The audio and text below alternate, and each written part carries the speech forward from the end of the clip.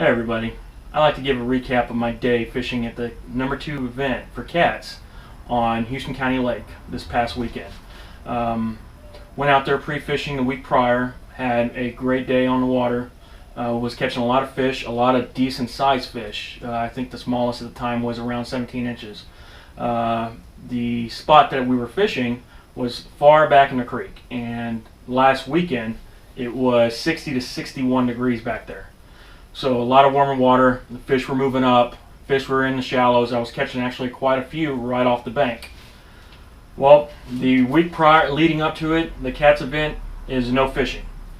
So sitting there watching the weather, knowing there was a cold front coming down, I was pretty much worried that my plan was not going to work. Well, went out tournament day, paddled my butt all the way into the back, got back there, and instead of that 60-degree water that I was looking for, it was down to 53 degrees.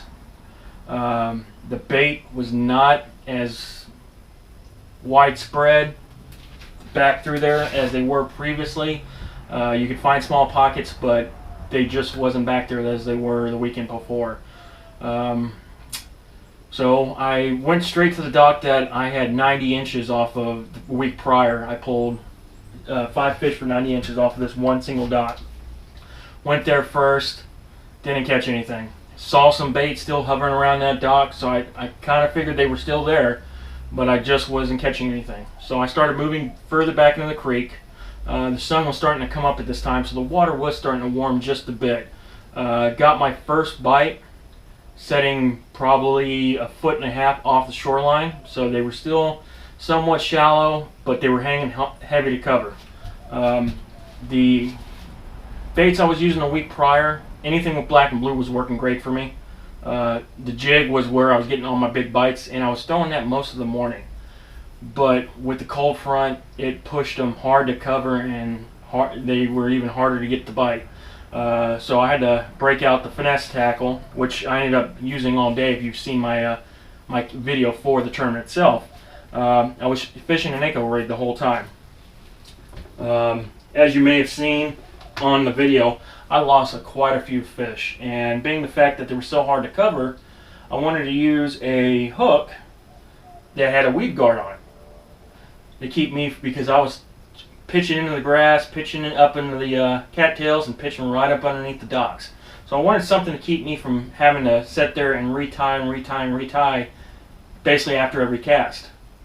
Well, this little keeper ended up getting me in the end. At least that's how I feel about it. Took it off. I ended up cutting it off later on in the day, and my hook ratio went right up. If y'all don't know anything about this rig, it's pretty simple. You're going to wacky rig it, but instead of going through the meat of the worm, you're going to come out through the side. Now, I had an O-ring on my worm, so I actually never really went into the worm itself. But the rig would be going in for the side, and then on the very nose of your Senko, you take a nail weight and shove it right in the tip. So what this does is when you cast this out, it's still going to have its little shake as it's going down, but it's going down nose first. And then once it hits the bottom, being the fact your hook is dead center, you're going to sit there and basically do this at the bottom, just keep skipping it out. I got a lot of bites on this way, and I would have loved to see where I would have placed if I actually was able to get every single one in the boat. I finished 8th, and I left a lot of inches out there, to be honest. I mean, I still had a great event, but if you watch my video for that one, you'll see I was very upset with myself for midway through the day, and then I kind of, settled myself down. I kind of went back and told myself, hey, you're getting the bites. You just gotta, figure out what you're doing wrong. And as soon as I took that keeper off, that weed guard off, I didn't miss a fish after that. So, like I said, I don't know if that was the case or not, but that's what I'm going with. And I had a good day after that. Now, being the fact I was using spinning tackle, I was using my Kessler Argon 6'9" medium fast spinning rod. This rod here, I was able to feel a lot of the small bites when they were just picking it up off the water, picking it off of the ground, sorry. And I was able to feel all these bites with this rod, and it definitely helped out quite a bit for the day. Now, also with this rod, I paired it with a Quantum Smoke Speed Freak. Speed Freak is a 6:1-to-1, I believe. A lot faster in the spooling. This is a 25. I've actually got a 35 over there, which is a little bit faster on the take up. If you're using spinning tackle, I'd recommend going with a faster reel if you can get it.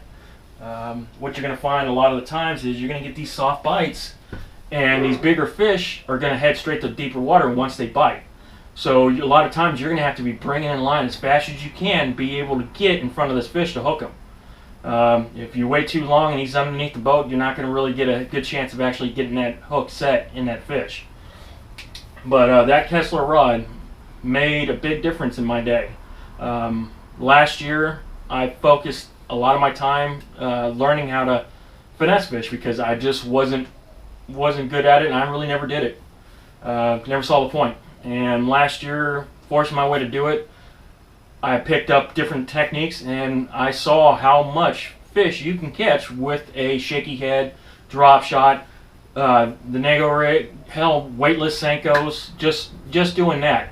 And so this year I decided, okay, I'm going to go ahead and get rid of the cheap stuff I was using, which I was using some cheapest Walmart brand rod I could find and reel to go with it because I just didn't have any faith in using spinning tackle for bass fishing.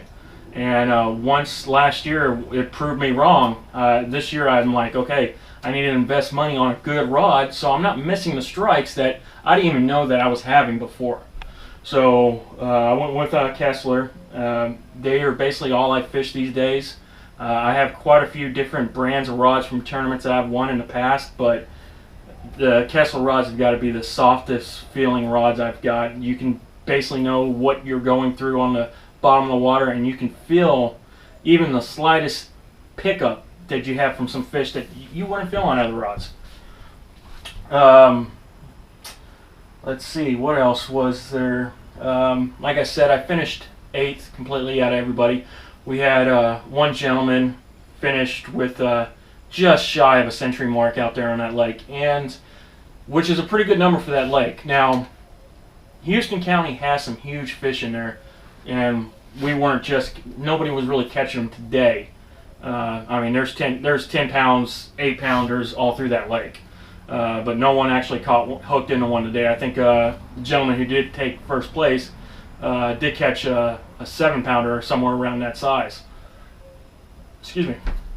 But yeah, that's my recap of the day. Basically, it all went down to that one rig. That's all I threw after probably 9 o'clock, after I figured they weren't going to bite my jig anymore. But I hope you guys enjoyed it. Got some information. If you guys fish cats and you had a struggle with it, now you kind of have an idea of what I was thinking going into the tournament. I know I enjoy seeing y'all's videos about that. Definitely if I struggle during the day and not getting the bites that I needed, I like going back, seeing your guys' video and seeing how you guys approach that lake, what you guys did differently than I did. You know what? We're here, all of us, to grow as anglers, to learn from each other, and that's what I want to get out of this video and out of y'all's videos, is just to learn, to expand my knowledge. So you guys are doing videos, keep them coming, and if you like my video, let me know and I'll keep them coming. Just let's build the yakking trail as it is. I mean, it's already pretty big, but we can get it bigger. So spread the word. You know, you don't have somebody who's never been in a yak, let them go out on a spare yak or even your yak, just so they can get a taste of it. Because once they get that taste, they're going to be hooked, and they're going to be in there donating some money to us in the tournament trail. So, which is always a big plus. But sometimes I'm the donator too. But hope you guys enjoyed your trip out there. If you fished Houston County, if you haven't fished a KATS tournament, come on out. The next one's at Fayette. Should be a good time. Well, I hope you guys have a good one. Talk to you later. Tight lines.